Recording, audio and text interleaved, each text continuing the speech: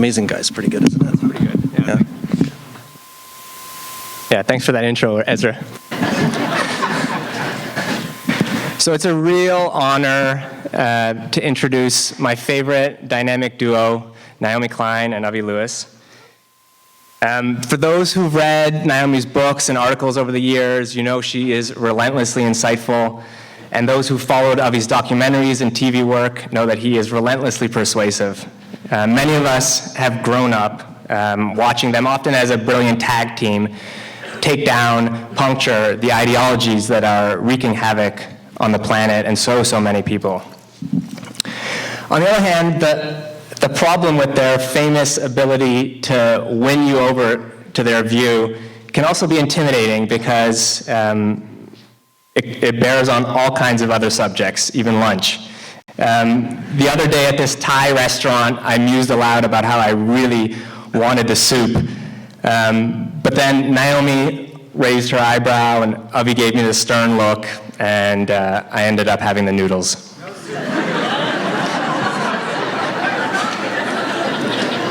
So here's the thing about a lot of public intellectuals. They tend to think that the most important people in the world are other public intellectuals. Naomi and Avi are the rare kind who know the most important people aren't intellectuals, they're activists, they're organizers, they're people like you.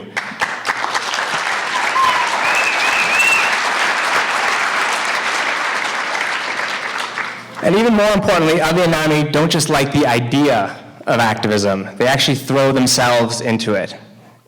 As an illustration, I remember bumping into them in front of the White House in 2011 in Washington, D.C., just at the beginning of a wave of nonviolent direct action against the destructive Keystone XL pipeline.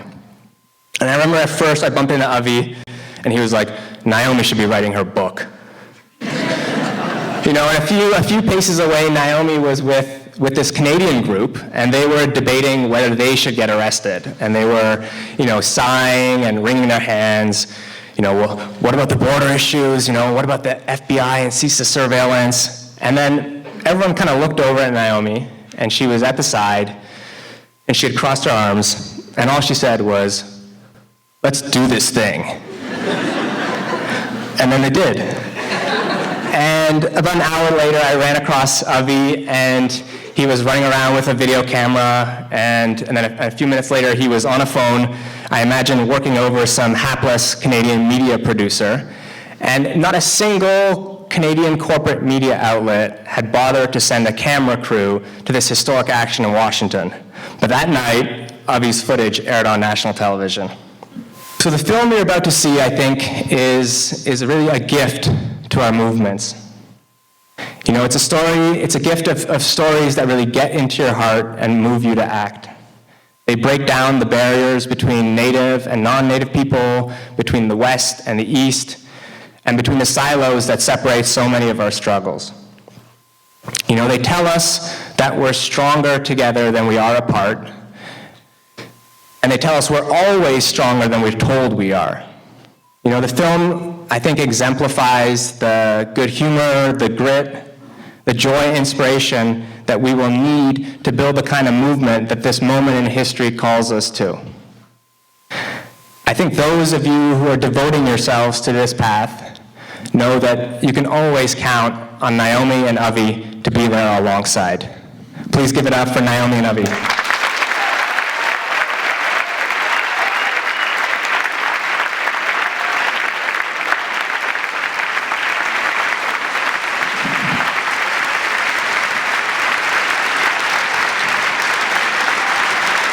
Thank you.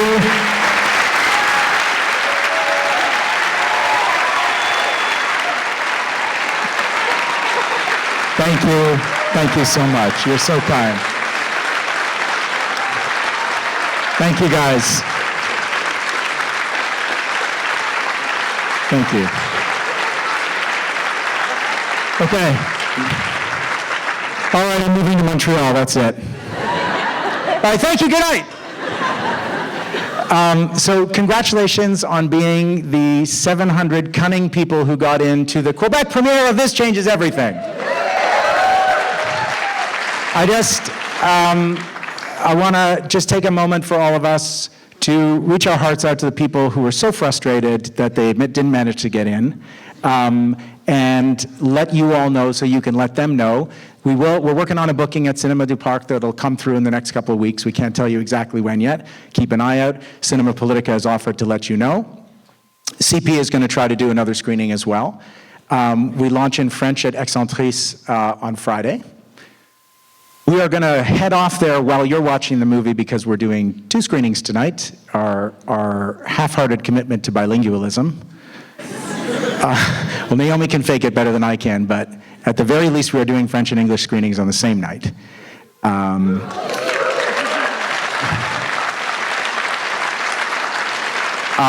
Thank you so much for all of our co-sponsors and presenters, and a special word for Cinema Politica. I've wanted to work with this group for 11 years, around the same time we both got started in documentaries. The pleasure is only greater for being deferred for so long. These are exactly the right people to launch this film here, and you are the right people too, so we're really, really, really happy to be here with you.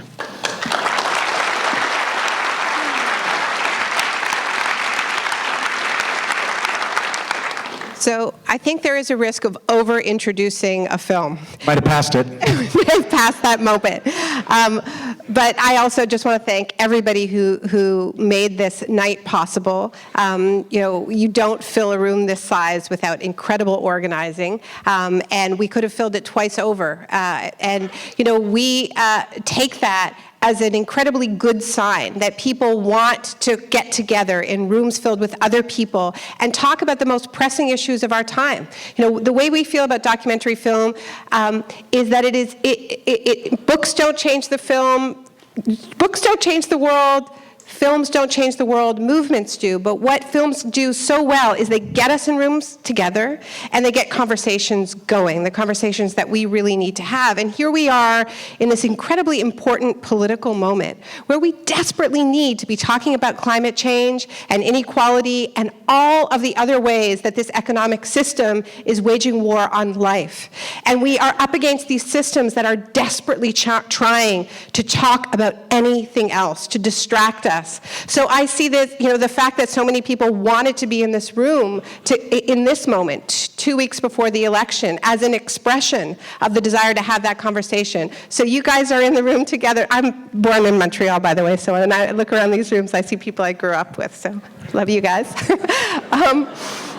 Slightly embarrassing. Those of us who are here, let's talk to each other and let's keep the conversation going when we leave. Enjoy the film. We're so honored to be with you tonight, and we can't wait to talk with you afterwards. Thanks, Martin. That was the most beautiful introduction ever.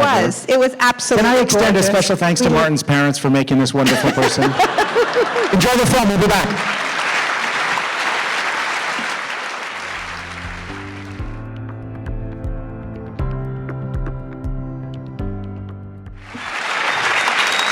Thanks.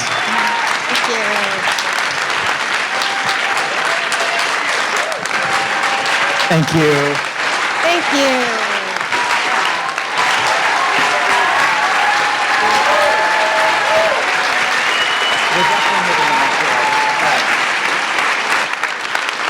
Thank you. Okay. We're totally moving to Montreal. That's it.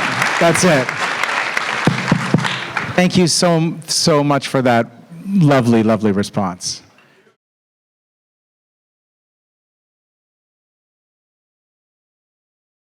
That's a great point. Fair to say that was more of a comment than a question, and a good one. Definitely on the question of Germany, we were very aware of that making the film.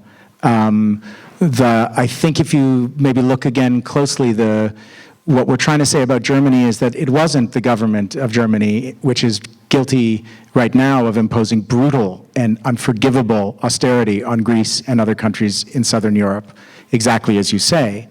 that came up with this brilliant plan for a rapid energy transition.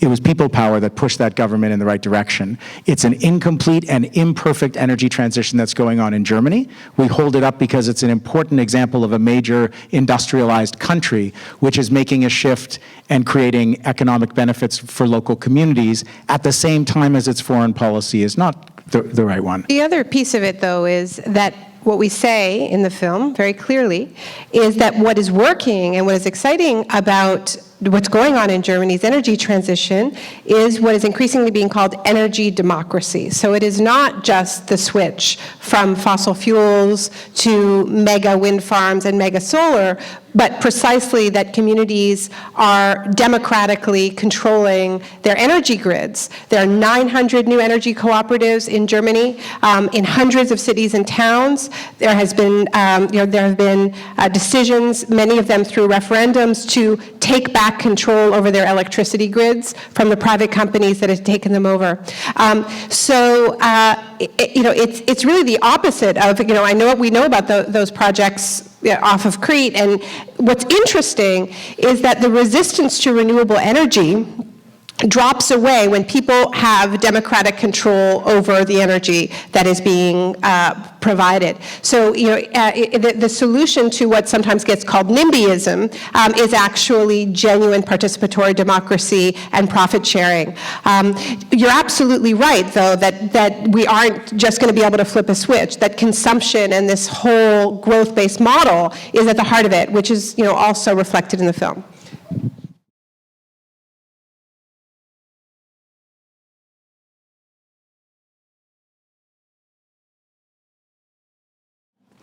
Well, first of all, we can elect a government in 2 weeks that promises to cancel that terrible deal. And then hold them to it, because you'd have to. And then we have to put pressure on them to hold them to it. Because we've lived this nightmare before. Some of you may remember the 1993 election when Canada elected a government promising to rescind NAFTA, which proceeded to ratify it. One of the arguments made in the film and in the LEAP Manifesto, I don't know if some of you have heard about it. You're getting leaflets passed out right now. Take a quick look. It's the sort of policy piece of our project, the policy piece that didn't belong exactly in the book or the film. But one of the really important points of our time, which people in Quebec I think understand better than anywhere else in Canada, is that austerity is completely incompatible with what we need to do urgently to respond to the climate crisis. We have to get rid of it because we need massive public investments, not just in renewable energy, but in rebuilding the low-carbon parts of our society, the caregiving professions, which are the real green economy, education, healthcare, daycare, the arts, something that used to be known as public interest media. So there are all of those things are challenged by the trade agreements and the logic that they lock in. All of the sensible climate action that we need from our governments, some important pieces of it, can be challenged under these trade agreements, which is precisely why we have to reject this entire economic logic that privileges corporations over citizens. And that's all part of the same struggle. That's sort of what we're trying to help connect the dots around that. There are no end of reasons to oppose the TPP, but the fact that it allows trade to trump the planet is, I think, probably the best argument we are ever going to have against these types of deals, to really just tell us we can't afford to lose. And there are trade challenges against Germany's energy transition. There's a Swedish utility, a private company called Vattenfall, that is suing the German government for 4.7 billion euros because of its energy transition. But, I think that we have to be very careful about all of this. Quebec's fracking ban is being challenged under NAFTA. Does that mean that it's useless? Does it mean that people shouldn't have fought and won? Of course they should have. And we also can put pressure on our governments to defend these laws. And there's also a move to try to trade-proof whatever agreement comes out of Paris, and you're going to be hearing more and more about this attempt. It's sort of all true simultaneously. Yes, they're yet another barrier to doing the right thing at a time when we should be really removing all of those barriers. But that said, I think that we can make ourselves feel powerless by just sort of deferring and saying, well, now there's nothing we can do. There's always something we can do. There are always workarounds.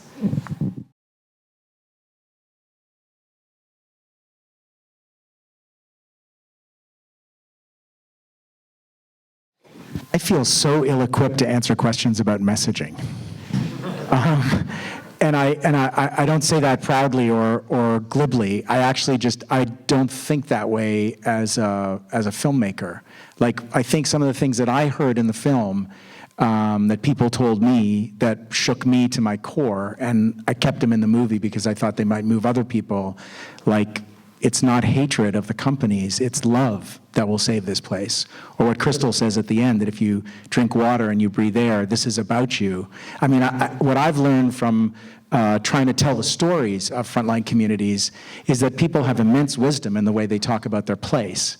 And like, for me, my job is to listen and then to try to transmit the truest and most powerful version of what I hear. So that's why I'm like, the messaging stuff often happens in conference rooms with whiteboards and, you know, speakerphones and stuff like that. But the people who are on the front lines, it's a matter of life and death. And someone asked us in the Q&A for the Francophone screening we just rushed over to do while you guys were watching the film, you know, how do we make more people feel that they're on the front lines? Because we are all on the front lines of this. And I think that's what we need to unlock. Maybe you guys can help teach us. But I mean, at the same time as we say, you know, we're all in the sacrifice zone, you know, the idea that we're all in this together equally is not true. You know, I mean, all one has to think about is, you know, those images of Hurricane Katrina and what that looked like for heavy weather to intersect with an extremely unequal and racist society, and how the people who were abandoned in that city were overwhelmingly African Americans, and the people who had resources, you know, who were, for the most part, white, were able to get in their cars and drive out and call their insurance broker. So everybody, no one likes having their city flooded, but people were not equally impacted. And so, you know, in this question of messaging, we tried you know, a new kind of framing in Toronto during the Pan Am Games with the Jobs, Justice, Climate March. And the idea behind that was to get away from just the negative framing, like we need to block these pipelines, we need to say no to Energy East, we need a tar sands moratorium, we have to say no new coal mines, all of that, but we also have to say yes to the future that we want, right? And I think that particularly when you're working in frontline communities, which are underserviced for public transit, where, you know, there are very few good job opportunities, it's really about capturing imagination and saying the future could be better than your present, right? And I think once we unlock that, that's when you start to see people really getting involved. And, you know, a year ago in New York City, there was this incredible climate march, right? 400,000 people on the streets of New York City, the largest climate march in history. But what was so exciting about that march was that it looked and felt like New York City, and that's not what environmental demonstrations usually feel like. And it was because this was New York City after Hurricane Sandy had hit, and people didn't need, you know, to read a book to understand how racial inequality intersects with climate change because they lived it. But it was also the hope that by responding to climate change, it could address immediate health issues, like the fact that people living in public housing have hugely higher asthma rates, and also the need for jobs and the need for better services. So I think people are starting to get this, but you kind of, like, the message I took away from, you know, I take away from so much of this work is the need to weave the yes and the no together. You know, and that scene in the film. We should talk about the. Well, I just briefly back to the LEAP Manifesto, because I think this document that we've been referring you to, leapmanifesto.org, if you want to read it, or you could just sign it from your phone right now if you hadn't had a look already. There's a couple of little tablets going around too if you want to sign up.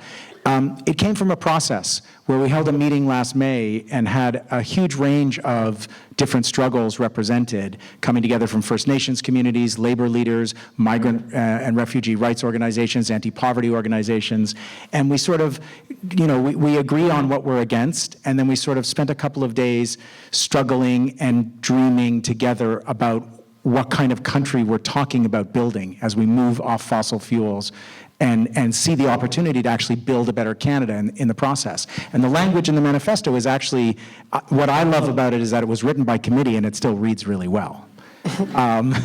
But this really is the voice of a lot of different activists coming together and trying to articulate what a justice-based response to the climate crisis looks like in Canada.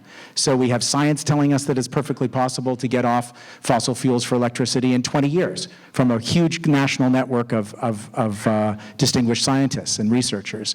And we have the notion that First Nations have to be first in recognition of land rights, and also in that all of communities that fared the worst in the old economy have to come first for clean jobs in the next economy. Housing and transit have to be should be free. And we need to start talking about a guaranteed annual income. We need a debate about that. So some of the actual ideas about the kind of country we want to build in response to these intersecting crises, both economic and climate, are coming right from people on the front lines in these struggles. And it is remarkable the kind of response that we've had to this document, given that it's kind of a wonky policy document. But I think, particularly in the election period, that we're sort of feeling like a bit uninspired by the conversation coming from the politicians. And that we're hungry for a much more ambitious, much more expansive vision of what we want, of what we're fighting for. And that motivates people so much more than fear or anger. And so I think you're seeing a lot of momentum around this in Canada right now, and I'm kind of feeling like people are very anxious about what's going to happen on October 19th, and that there's a very great need to get rid of the worst possible scenario, which is like another 5 years of what we had 10 years of. And that people are ready to do anything necessary to achieve that result. And I seriously salute that.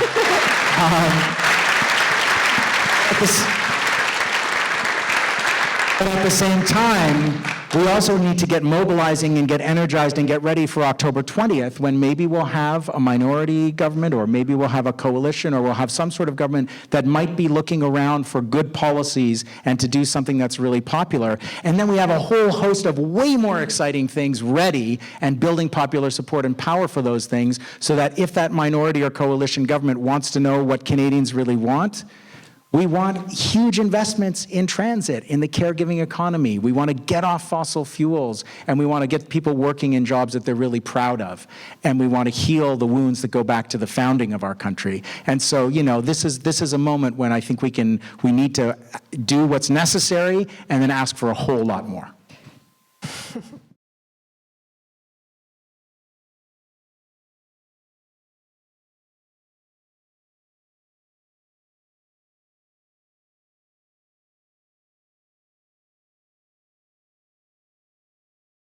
So in terms of your second question, this is why we're foregrounding energy democracy and not just calling for turning, going from fossil fuels to big corporate-owned green energy. That's not good enough.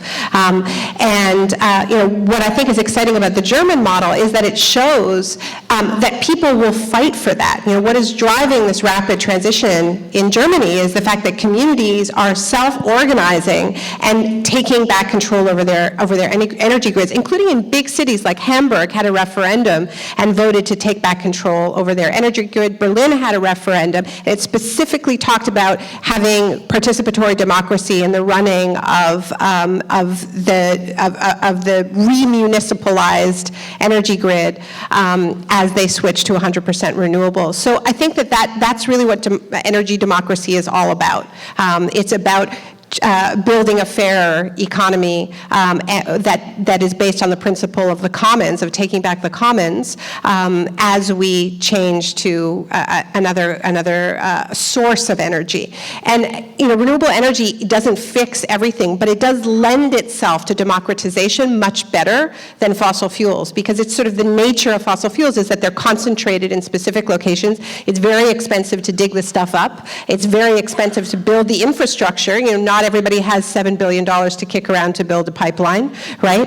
And then, especially one that never gets built. Very expensive to ship it. So so fossil fuels lend themselves to having a few large players, whether state-owned or corporate. And the thing about renewable energy is that it's a much better candidate for this kind of justice-based transition. There's no guarantee it will happen. You have to fight for it. But because the raw resource, the wind and the sun and the waves, is abundant and is free, right?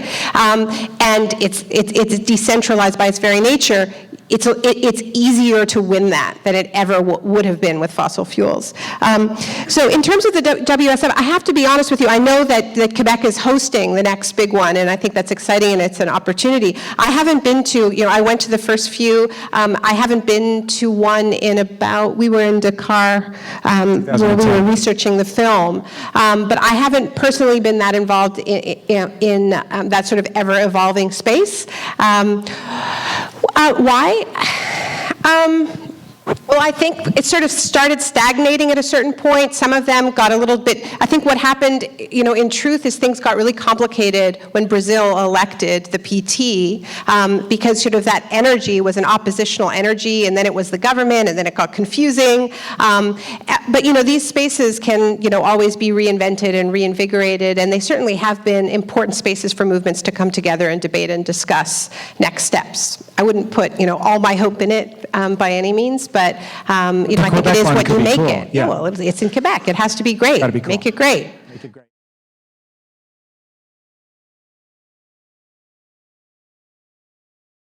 Well, I wouldn't say activism as an end. We really do believe that this activism that is delivering real results has to translate into policy.